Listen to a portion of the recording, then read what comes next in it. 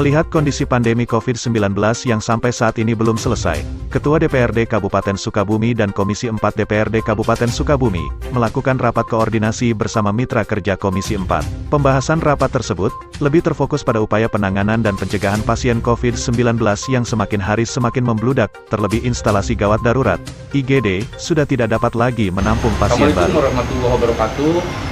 Hari ini saya mendapat instruksi dari Ketua DPRD agar Komisi 4 mengadakan rapat bersama PJSekda, para kadis yang terkait dengan kegiatan COVID, dan hasilnya kami rekomendasikan bahwa pemerintah daerah Kabupaten Sukabumi diharapkan segera membuat tempat isolasi khusus di luar rumah sakit untuk menampung pasien ringan ke sedang, sehingga rumah sakit tidak overload.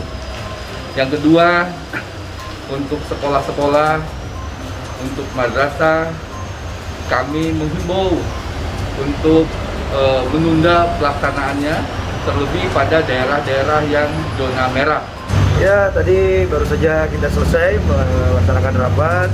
Memang rapat ini agendanya mendadak. Kemarin saya sebetulnya mendapatkan informasi-informasi mengenai perkembangan penyebaran COVID-19 di Kabupaten Sukabumi yang cukup memprihatinkan. Jadi saya secara mendadak mengundang Pak Sekda dari rumah sakit dan juga rumah sakit swasta, juga Dinas Kesehatan, Dinas Pendidikan, dan juga Kemendak pun juga kita undang. Tadi pun juga mengundang juga Ketua ID. Jadi memang rapat itu adalah rapat koordinasi bersama-sama dengan Komisi 4, dihadiri oleh Ketua Komisinya, Pak Yara Iskandar, dan juga anggota daripada Komisi 4. Intinya adalah kita ingin di dalam koordinasi tadi, kita ingin tahu kira-kira kesiapan daripada Kabupaten Sukabumi sendiri, kesiapan daripada pemerintah daerah perihal mengenai meningkatnya daripada laju penyebaran COVID-19 ini. Bagaimana kesiapan daripada rumah sakit dan juga hal-hal apa yang harus kita lakukan ke depannya agar kita bisa menyetop daripada penyebaran ini. Hasil daripada tadi koordinasi ada satu poin. Yang pertama, poin pertama adalah kita ini harus membuat sebuah sistem segmentasi penyebaran COVID. Segmentasi penyebaran COVID yaitu kepada orang-orang yang terpapar daripada COVID. Contoh adalah yang OTG itu harus dilaksanakan isolasi mandiri di tempat-tempat yang dipersiapkan oleh pemerintah daerah dengan mengoptimalkan aset-aset yang dimiliki oleh pemerintah daerah. Dan yang kasusnya berat itu baru dirujuknya di rumah sakit, karena kalau tidak semuanya ini dirujuk pada rumah sakit, saya rasa rumah sakit akan kolaps, rumah sakit tidak akan kuat.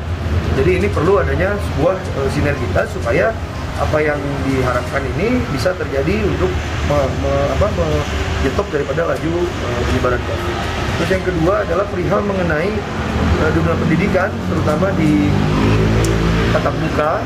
Sekolah tatap muka ini perlu ada sebuah langkah-langkah. Apabila memang tatap muka ini di bulan Juli ini akan dilaksanakan, ini harus ditanya dulu kesiapan daripada protokol kesehatan yang ada di sekolah-sekolah, terutama para guru-guru. Ini harus diberikan sebuah kesiapannya, yaitu proteksi bagi mereka untuk bisa memberikan kinerjanya di dalam mengajar. Jadi saya rasa vaksinnya harus ready, APD-nya harus ready, dan juga bagaimana protokol-protokol kesehatan yang ada di sekolah-sekolah tersebut. Terus yang kedua, ini juga harus dipikirkan dengan anak-anak kita yang nantinya akan berangkat dari rumah ke sekolah dan akhirnya nanti pun juga pulang dari sekolah ke rumah. Ini bagaimana agar menjamin anak-anak kita ini tidak terkena COVID karena sudah keluar daripada sekolahan ini. Nah, ini bagaimana menjamin agar anak-anak ini tidak terkena COVID? Ini kan kita harus lihat daripada angkutan umum. Terus yang kedua, anak-anak ini harus nyampe ke rumah. Nah, ini perlu ada pemikiran-pemikiran khusus, saya rasa, dan pemikiran bersama supaya ini bisa dilaksanakan tatap muka ini. Saya selaku Ketua DPRD Kabupaten Sukabumi tidak berani ikut menyetujui tatap muka apabila prokes ini tidak siap. Jadi perlu dilihat kira-kira kesiapannya seperti apa, dan juga apabila tidak dilaksanakan tatap muka, kira-kira kesiapan daringnya pun juga seperti apa. Ya kan, jangan sampai daring ini dilaksanakan tetapi ada blank spot yang tidak bisa melaksanakan daring. Nah, ini pun juga perlu. ada beberapa masukan saya rasa dari Komisi 4 yang memang nantinya akan kita coba kita godok untuk nantinya bisa memberikan sebuah rekomendasi bagi pemerintah daerah untuk pelaksanaan itu. Karena beberapa kunjungan kerja yang dilakukan oleh Komisi 4 ke Cirebon pun juga bisa menjadi sebuah dasar atau acuan untuk bisa dimodifikasi, diadopsi untuk bisa dilaksanakan di Kabupaten Sukabumi. Yang terakhir mungkin hasil daripada rapat koordinasi ini, kita ingin mencoba membuat surat resmi kepada Bupati nantinya supaya dijadikan sebuah bahan pertimbangan bagi Bupati untuk nantinya bisa melakukan kebijakannya di dalam menyetop laju daripada meningkatnya penyebaran COVID-19 ini. Jadi saya rasa ini saatnya kita kerja bersama dari tiap-tiap kita, dari semua aspek, dari segala macam masyarakat dari Sukabumi, bagaimana kita harus bisa segera melawan COVID ini bersama-sama. Tanpa kebersamaan saya rasa ini akan sulit dan juga perlu sosialisasi kepada masyarakat, kerumunan dan lain-lain.